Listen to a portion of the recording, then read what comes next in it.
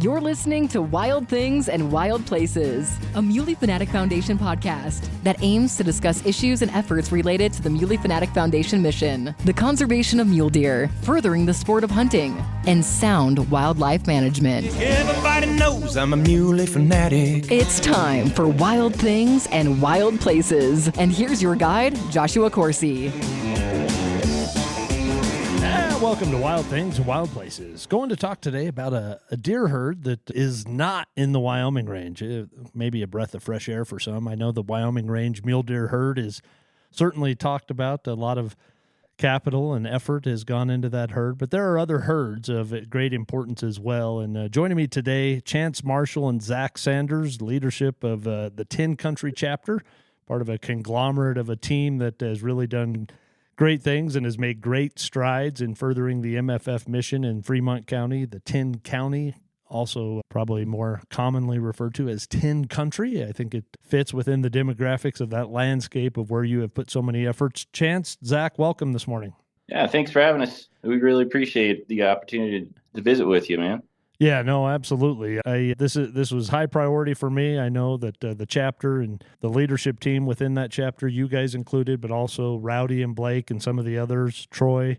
I hate to start name dropping because then inevitably you leave somebody out, but you guys have built a solid team within the 10 Country chapter that really has made huge strides, as I mentioned, in furthering the mission in Fremont County. This effort of what we want to talk about specifically is an effort that you guys started to kick around last fall, during hunting season, about putting together an effort to bring members of the public to gather and be able to voice their own concerns and their own observations. Clearly something that you have been in tune to and have been watching for years, but the concern for mule deer is elevated to a level where you thought this effort needed a little bit more participation, really, right? Was that the goal? Is that a fair assessment? Yeah, definitely. We didn't have a big number of turnout, but the people that did show up, they were very compassionate about mule deer and the county itself, and I think we came up with some pretty great ideas to hopefully bring to the commission. Yeah, and that was really the mainstay of this effort, was to be able to collect this type of intel and then be able to utilize and put that in a document or in a summary that you could provide to the commission to help not only that regional office of the Game and Fish Department as our state agency and manager of our wildlife, but then the commission, the body that has so much influence in the management decisions that the Game and Fish carries out. And I really applaud the effort. I think being able to provide that citizen science is a huge component for being involved as a stakeholder to the process of managing our wildlife. I know you mentioned not a huge turnout. I know it was well advertised, and unfortunately, I know the weather played a role in that as well. But the quality of the folks that did participate and did attend, let's talk about how it was facilitated, because from the onset in visiting with Rowdy, this was not designed to be a bitch and moan session. Yeah, I think that's right. And I think you nailed it, that kind of the point of this really was to give voice to our group of folks here in Fremont County and 10 Country. We have some of the same concerns that we see in the Wyoming range, but we also have some unique concerns and some real passionate people here. Our group that we formed has gone well beyond just doing the annual banquet. We really want to make a difference in other ways. And I think this being a new event, we didn't get the huge numbers that we hoped, but we still had a room full of folks that were really, really interested in this. And we had some really good conversations. And the way we set it up is that we wanted to visit with the entire group first and lay some ground rules and talk about the point of what we're trying to accomplish with the forum. Then we split them into groups, and we really tried to stay out of we all have our own opinions and are passionate ourselves, but we really wanted to hear from our base here, folks, and we hope that they would come with some concerns and create some good conversation, and that definitely happened. And the hope with breaking into groups is that when we came back, that there would be some takeaways, some common things that were talked about, and I think that certainly happened, and we captured it, and also just some unique takes that I think will be really good. We're going to try to put together a report that captures a lot of this and that can be presented to the commission in one of their meetings heading into the spring, and hopefully share some of these concerns and things that our folks are thinking about here in our county. Let me ask you this before we get into some of the details of the forum or some of the small group dialogue that was taking place. last Thursday. Again, January 11th was this meeting. What about a little background on both of you? And Zach, you can go ahead and start, and then Chance, I'll have you follow. But just a little bit of backdrop on you and your background, how long you've lived in the area, and just your own observations. Yeah, my name is Zach Sanders. I'm 29 years old. I raised in Lander, Wyoming. I moved to Riverton about 7 years ago. I've grown up hunting around the county all over the place. I've been able to venture out a little more into different counties in the state as I got older, but I definitely have a big concern for the Fremont County herds in general. This has been really a breath of fresh air to see a group like this come together and trying to play their role with these other groups as well, the Game and Fish and BLM and whoever else we can get with to try and make a change. Yeah, I've got two little boys. One's 8 and one's 4.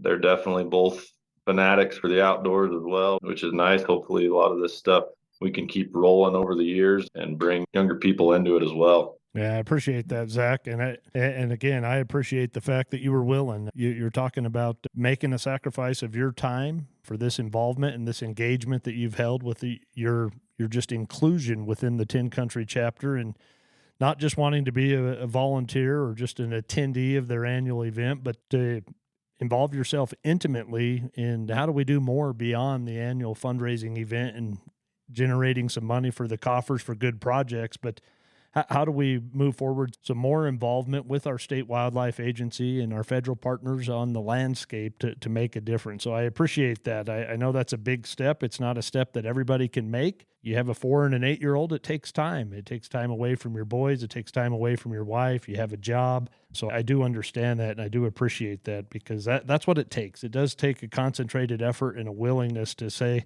this is enough of importance for me to want to be involved at a little bit more of a level that I really feel can have some accountability to the stewardship responsibilities.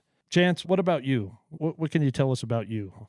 Yeah, no, thanks. I'm 35. I've lived in Wyoming most of my life. And yeah, I grew up hunting and fishing. That was just what my family did for family time. And I loved it. We hunted in Wyoming and other states and always had a special place for mule deer. I've got a wife and a 4-year-old daughter and a 2-year-old son. And hopefully just looking for opportunities to get them more involved. But I think it's important to be involved in things like this. And I just want to make sure that those kids have an opportunity to enjoy some of the things that we do now that I did growing up. And I just can't think of much more of an important cause than trying to do something like this. And my family, we have an outfitting business that we operate in Wyoming, not only in Fremont County, but in other parts of the state. And we just get to share our passion with clients and folks from all over the country that get to come and enjoy hunting in our state. And so that's another reason why I just want to make sure that it's sustainable going into the future. Yeah, I just love mule deer, love Fremont County and our state here. Yeah, I appreciate that, Chance. And again, the same kudos to you that I paid to Zach. Thank you for taking that additional step and sacrificing that time to want to be more involved. I do appreciate that. That does carry great weight. And I do believe that the observations, the dialogue, the forum, I thought it was a great idea when I first heard about it. I think that many folks, especially coming out of last fall, you think about deer, you think about hunting, but Fremont County has had some challenges that are definitely different than some of the more glorified or talked about herds within the state and even in the West. But one of the things that I know was a topic that came up, I don't know where it ranked in as far as if you prioritize these by, gosh, this was across the board. It was certainly the number 1 or number 2, but chronic wasting disease is very real and you're living with it on the landscape in your backyard. Was that talked about quite a bit within your meeting? Yeah, I had it number 1 on my list. Is just a common thread that was talked about in each of the groups. And yeah, just a lot of conversation about how we manage chronic wasting disease, what we can do to try to help contain it, research, how we can use hunters in season structures to mitigate that a little bit. Definitely, that is, CWD is not unique to Fremont County, but it is a significant issue, being that our herd just outside of town has upwards of 90 of the mule deer have it. So we're still learning what that means and what to do about it. But it's definitely something that we talked about at length in our forum. what kind of visual can you provide for someone who's not familiar with this herd or this landscape, but through observation and your time as a sportsman, living in that landscape, seeing the deer and the deer herd that is diminished and declined significantly? What does that observation look like from your own citizen science perspective?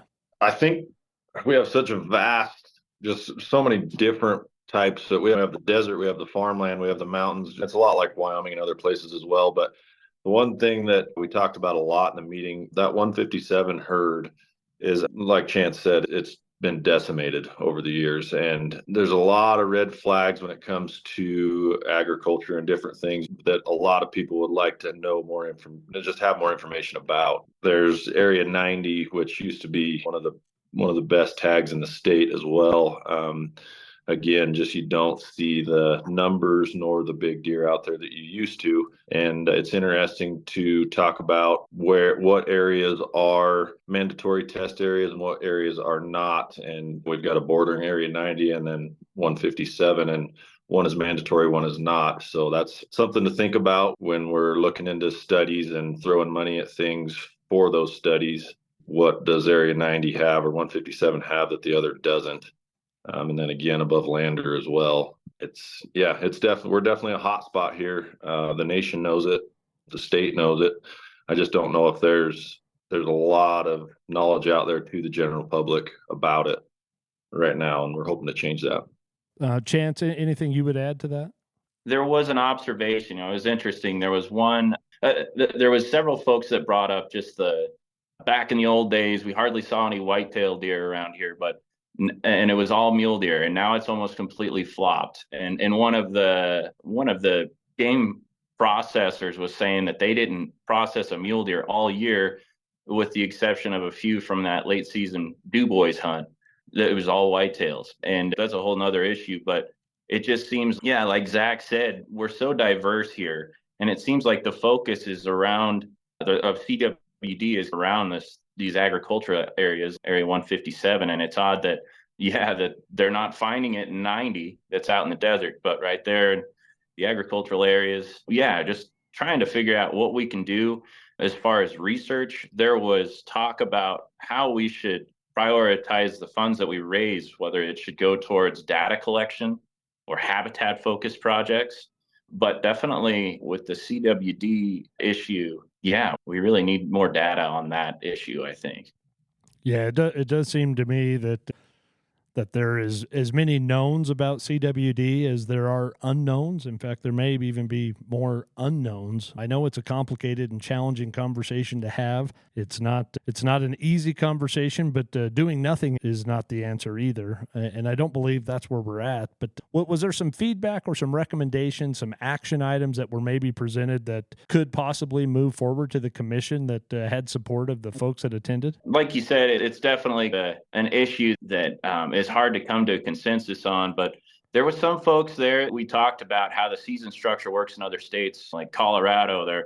Those later November seasons where they're trying to target the older age class bucks that are known vectors of the prion. Some folks would like to see more later seasons opportunity to make that happen. Then other folks are just concerned about just the sheer lack of deer that we're seeing and don't want to see any more pressure put on these deer. I don't think there was really a consensus there, except for we need to know more about it and we need to prioritize more funding towards research, trying to figure out how we can contain it and manage it. But as far as an action item of how we should best deal with CWD, it really I didn't see that come. Yeah, that I would imagine that'd be hard to flesh out. I think if there was a silver bullet out there, I think it would already be being pursued. And I don't think CWD provides that. I don't know what the answer is. I don't know that anybody has the answer, but I know everybody is concerned and everybody's willing to have the conversation about trying and attempting things that can help mitigate or even slow or, as you said, contain. And that certainly is an uphill challenge, but I think it starts with being able to commit that we're gonna summit this by trying new things and learning new things. And I have confidence that is going to be the approach as we continue to try to fight this invisible monster. Let me ask you about a couple of other things, and real quick, just to go back to something that was mentioned within your meeting in the forum and even particularly probably in the small groups.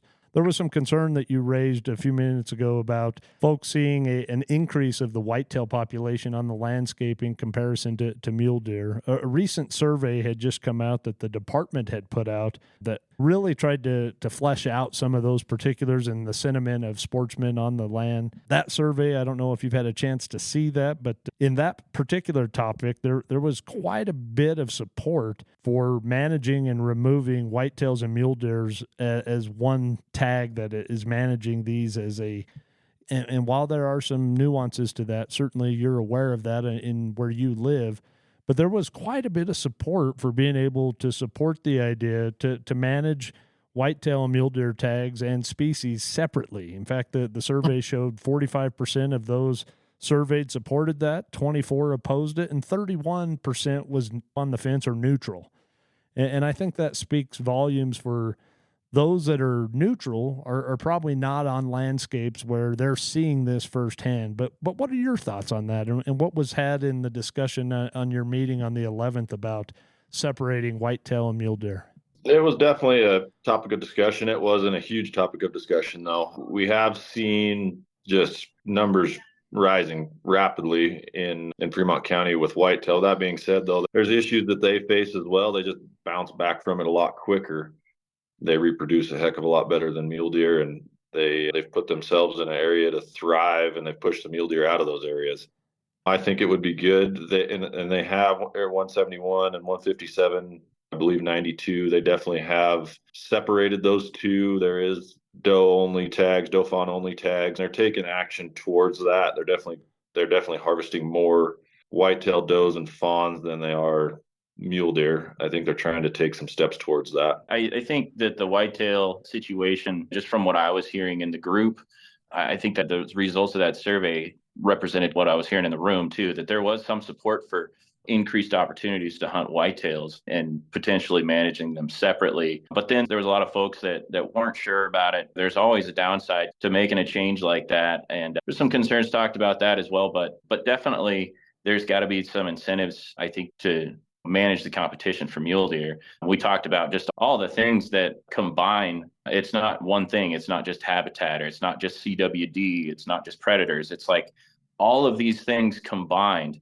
and competition from other species and whitetails and elk and things like that really combine to make it a hard road for mule deer. So it's a piece of the puzzle, but I don't think it's the whole thing. Yeah, I would agree. I think the vulnerability of mule deer is unmatched. It just seems like they take it on the chin every time you turn around. Something else has a negative net impact to mule deer populations. What were some of the other priorities or concerns that were brought forth?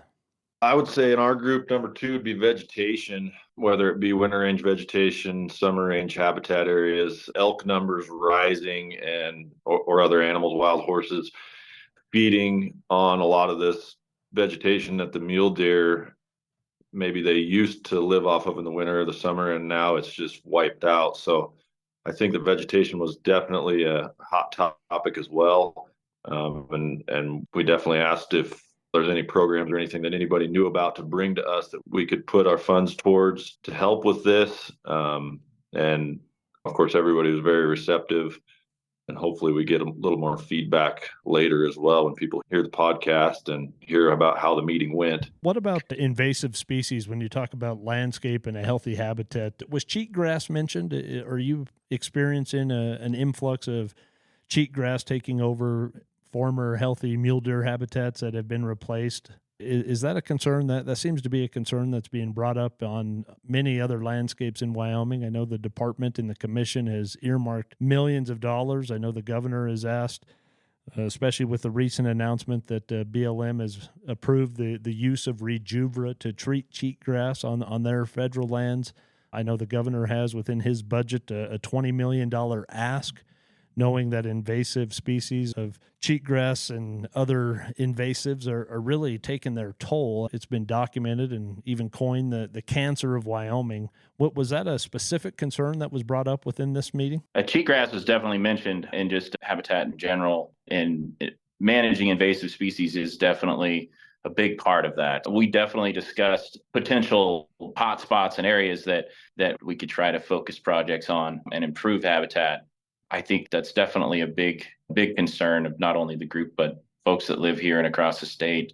It's a growing concern. We didn't really get any takeaways from specific projects that we could put our efforts towards, but we're working that direction, I think. In addition to what Chance said, sorry, Josh. No, yeah, you're good. There was some discussion about, of course, we all know it's hard to jump onto BLM lands and do controlled burns or start spraying chemicals or whatever. So that there was a little bit of talk about possibly getting with landowners that were able to maybe do controlled burns or whatever. And that might be an easier route for us to actually get some things done. Yeah, I think it goes without saying, but our private landowners in the state of Wyoming that make up about half of our entire state landscape, they are a stakeholder that needs to be given great regard and really a relationship building, that they control and own so much of healthy habitat for game. That, to me, that's a good direction to hear, that there's a partnership at least being sought to seek that out and know that you can get to the decision maker a lot easier than you can sometimes with a federal partner,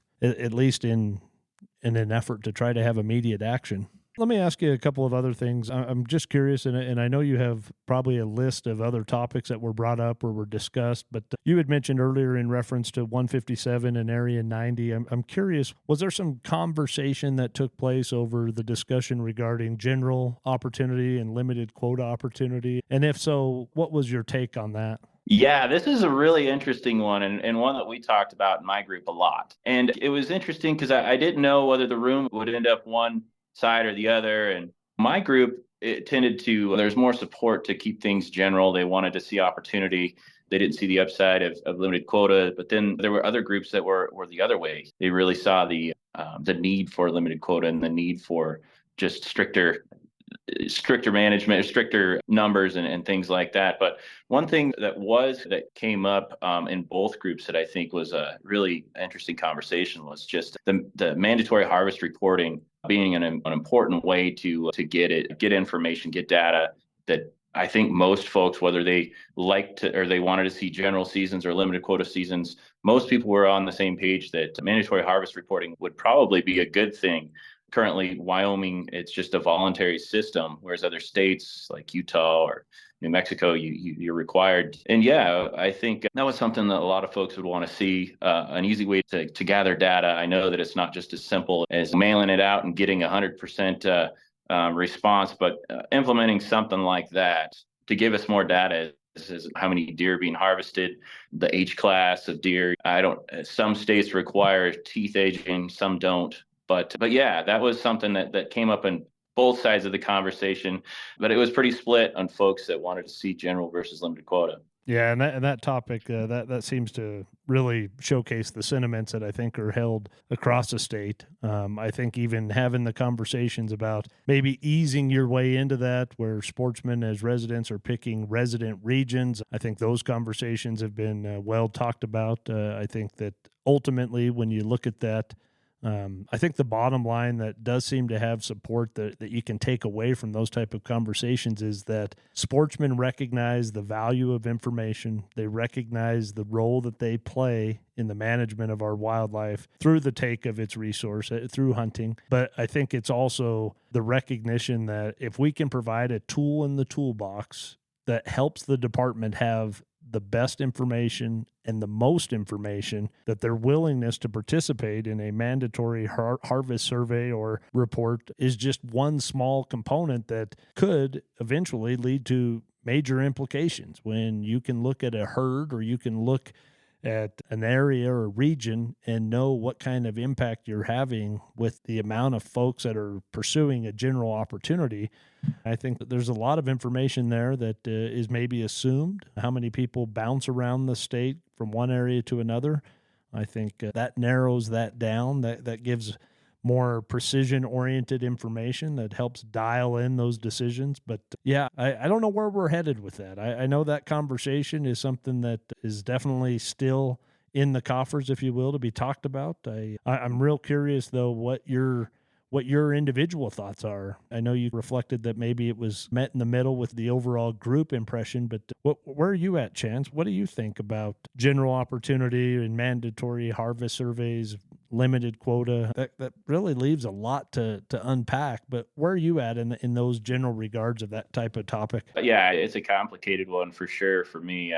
And it's sad because I grew up hunting general seasons in region G and H and just loved it. And it's sad to think that potentially that opportunity could be minimized in the future. However, I tend to be more in the limited quota camp. I just like to have an idea. I think Wyoming's growing so much. We're getting more and more residents each year, and there's more and more pressure being put on regions like G and H. And it's sad to think about, but I think that we've got to have a little bit of a handle on some of these places. And I feel like it being a free for all isn't sustainable forever. I know that there is some data and research out there that suggests that places like this in general seasons work, and we're not impacting things by continuing general in areas. But if it's not a full limited quota system, I wouldn't mind seeing a regionalized general system personally, where you do have to pick a spot. I wouldn't mind seeing that. When I was growing up, we'd hunt in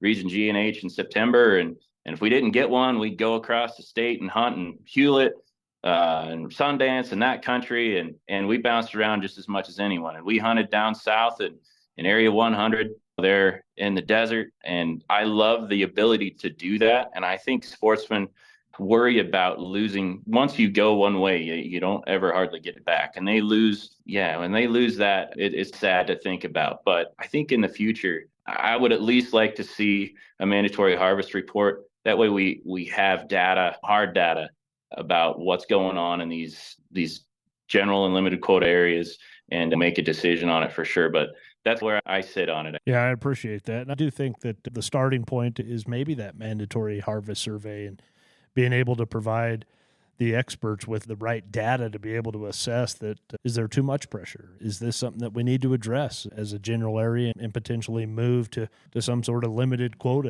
And maybe it's very laxed at the beginning, but then with continued information added to that data set year after year, that maybe it reaches a point where it becomes obvious that the move is necessary and being forced. But I think not having that information is the big question in the room. I think anybody can look at that and know that if we start that, the data is going to eventually point to these type of consequences or potential actions, and maybe they're not consequences, but maybe they're viewed that way because you're right. We have taken for granted this opportunity, an opportunity in the fullest sense that we have. It's almost synonymous with the very word of freedom. We have this ability that comes without restriction in our mind, and we're going to self-impose these restrictions upon us, and that's a hard pill to swallow.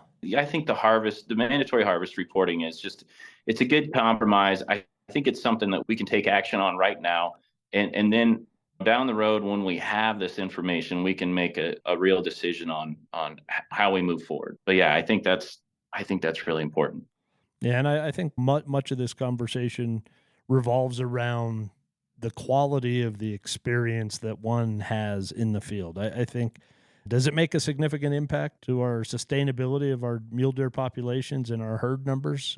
I think that's a different discussion. But the one thing it does point to is the satisfaction of the quality of one's experience in the field. And I know there are areas of overcrowding that continue to be brought up, and no silver bullet. All right, what are some of the other topics? I've appreciated already that we've been able to kill 30 minutes talking about this, but I know you had other topics that were brought up. I know predation is a hot topic in Fremont County. I know there's a lot of sportsmen that participate in predator control activities just as recreational hobbies, but what was predation? Was that a topic that was brought up as well? Where were folks on that? Yeah, it definitely was. Chance on the predator board. You better take this one.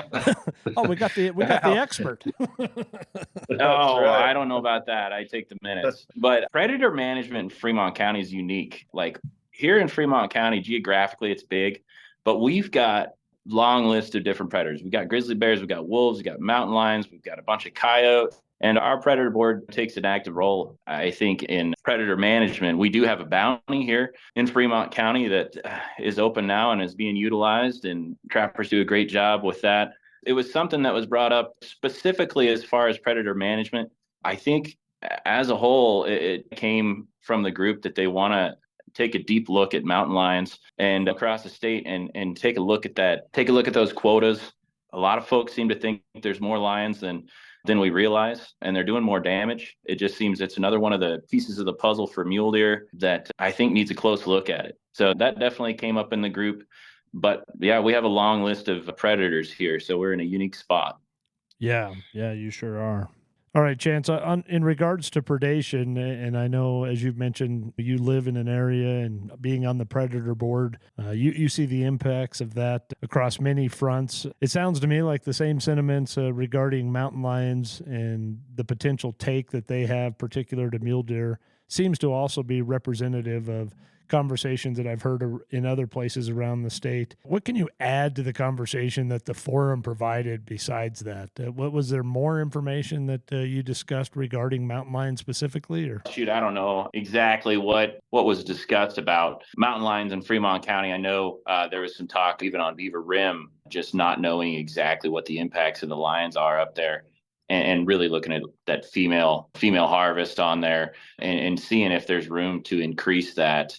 But certainly across the state, it seems to be an issue. And I think we were talking about some of the studies that were done by Dr. Kevin Monteith there, and he has mentioned that he suspects that there could be an impact to mountain lions. And it's just something I think that needs to be looked at closer moving forward for sure. But definitely, like I said, there's just a long list of predators here. It's not only the lions that we're dealing with. So trying to be aggressive with coyote control and other predators as well. Yeah, I think that if there is a silver bullet in regards to mule deer, it's going to take a lot of effort and a lot of different efforts. And I think the collective effort of being able to have such a presence or a focus on so many different means or mediums that are impacting deer, that's what it's going to take. I don't know what else we can do other than try to be involved in every type of potential impact that we're seeing or that can be measured that are impacting mule deer sustainability at the herd level. And it sounds like you guys have fleshed out a lot of those different topics. What other topics have we not covered that was brought up by this group?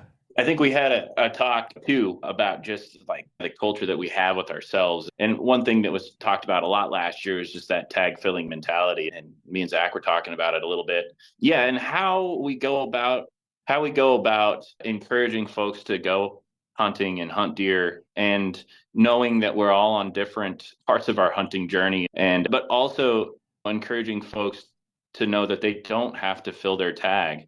There was talk about that and talk about point restrictions and the drawbacks to those types of things, but really just trying to take a deep dive on how we promote hunting, but also restrain ourselves a little bit. That was one thing that was talked about. Yeah, I agree 100%. We definitely live in a different time now. The past 10 years with social media, which was also a topic of discussion in the summit meeting.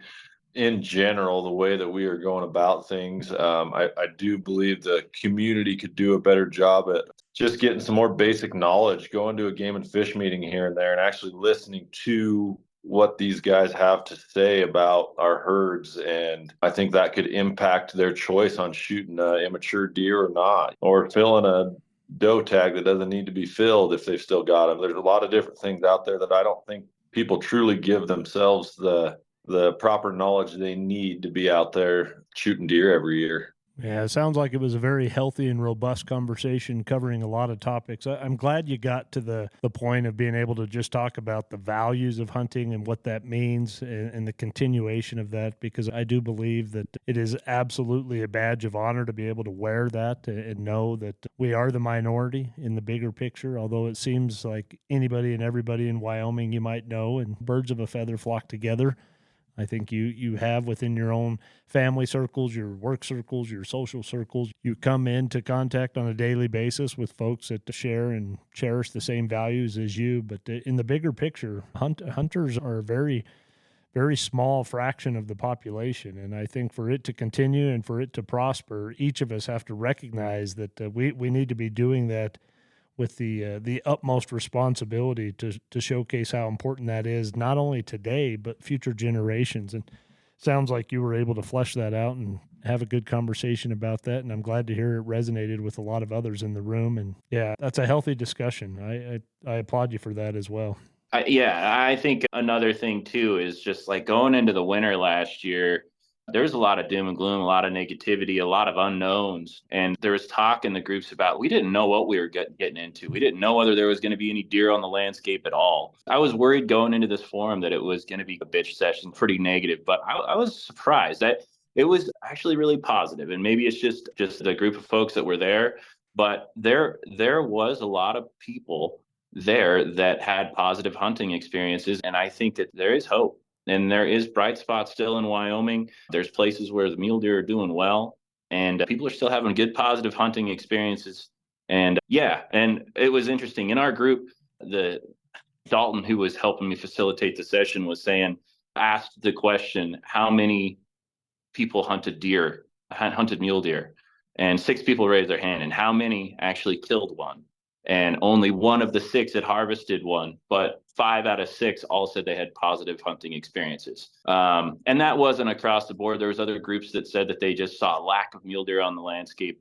But I still think the overall sentiment was pretty positive, and I think that was really refreshing.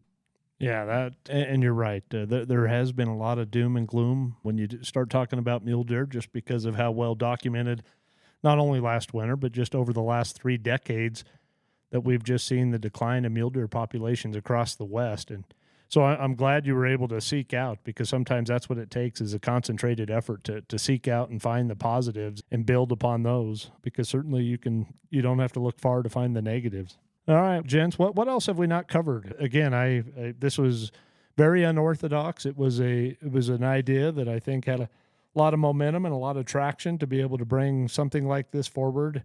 And again, ultimately knowing that this was a collection point of many thoughts and ideas of those that live in Fremont County, and to be able to collectively bring that together and then hope to provide something to the commission.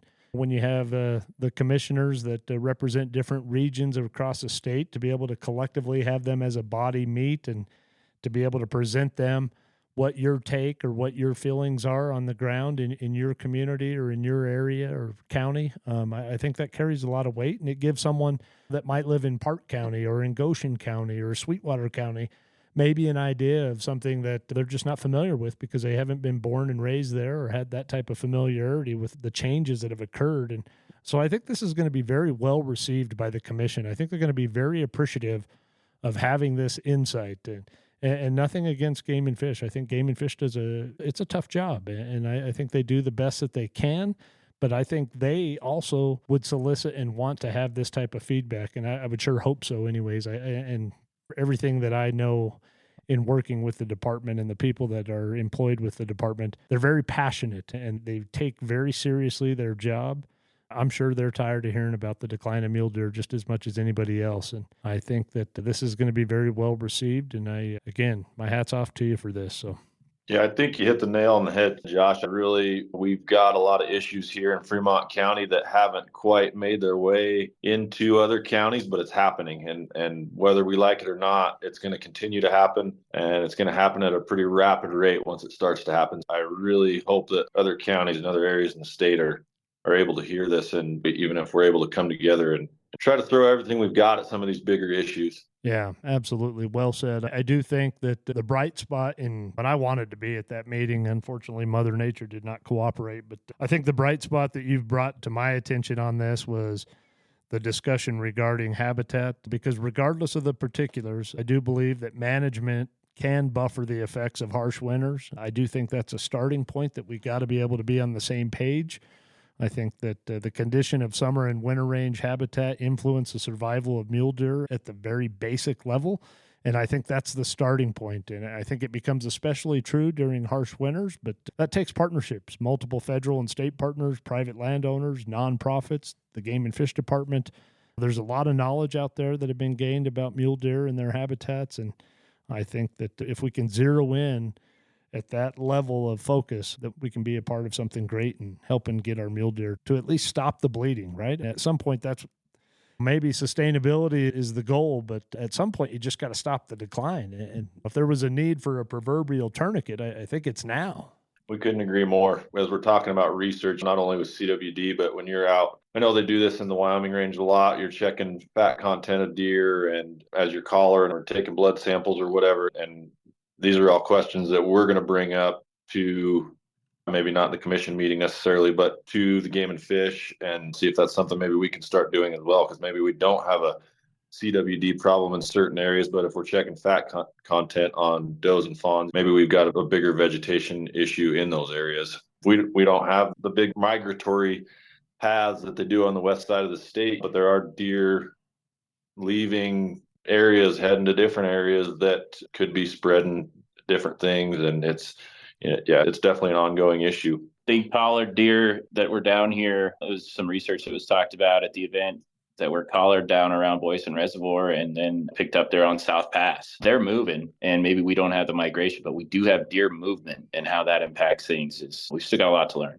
I think just the recognition of knowing even some of the early onsets of that research, that type of movement, and being able to maintain that connectivity and identify the obstacles or the challenges and being able to connect that's critical. Deer hold a very strong fidelity to their migration, and whether it's a well-documented migration corridor like some of the others, we're still so early on in that knowledge. Even having Hall Sawyer's work from 12 years now with the Red Desert to Hoback, 12 years ago really wasn't that long. And look at all the impacts that we have had when you look back collectively over that 12-year period of time and the variable winters that we've had, and you start fleshing out and identifying high use stopover areas and medium use stopover areas. And those change every year depending on what we've seen with weather. And they certainly changed last year. And I think that helps our land managers be able to be adaptive and I would hope flexible to be able to have the tools in their toolbox to be able to change and adapt accordingly. But yeah, I think that's what we all are striving for, is better information to make better decisions and to be able to have a more positive impact. Gents, I'm glad we've had this conversation. I think it, again, was a very valuable meeting. I'm glad to see that you took the initiative and the effort to put this together. I think it's something that will probably be duplicated by other chapters. I think it's such an important component, and I think the ask is also going to be there from the department that this was very positive. Let's continue to facilitate these and to gather this type of information. I know they hold their own share or suite of public meetings, but this one being not associated directly to the department, I think it probably provided a different level of cover for people to come and know that this isn't a bitch and moan session, but I do have real concerns and real ideas, and I want to talk with others that are maybe sharing similar sentiments. So thank you for that. You bet. Yeah, thank you. All right, what can we do moving forward? Where are you at on final thoughts? What can we do? I think encouraging conversations to take place and really creating that dialogue. More opportunities like this are really important, and I hope it is duplicated. I hope it's worthwhile. I hope that there's some takeaways that really make a difference. I want to think that we still have the power as hunters, as citizens here, to make a difference and have our voices heard. And I think this is a step in that direction, just another outlet that is really important. I'm really impressed with the amount of folks that we have in our community that are so concerned, so passionate about this, like I am. And it just confirms why I love to live here. And so I think that's closing thoughts for me. And I just really thankful for the opportunity to hopefully make a difference. Yeah, I appreciate that. Chance, very much appreciated. Zach, what are your closing thoughts? I think we've got some pretty great banquets that we host. We get 500 plus people show up to these things. I think that reiterating to everybody, I know that we're there to have a good time and have a drink with our buddies, but reiterating that let's get some more basic knowledge in the community about these things and show up to a commission meeting, show up to a summit meeting. The more that this is talked about and people feel like they have buy-in to these things, and once they start seeing maybe some action actually taking place, I think that maybe we can get more and more folks to come out and help out with projects and get more funding. And I think that's where our target needs to be moving forward.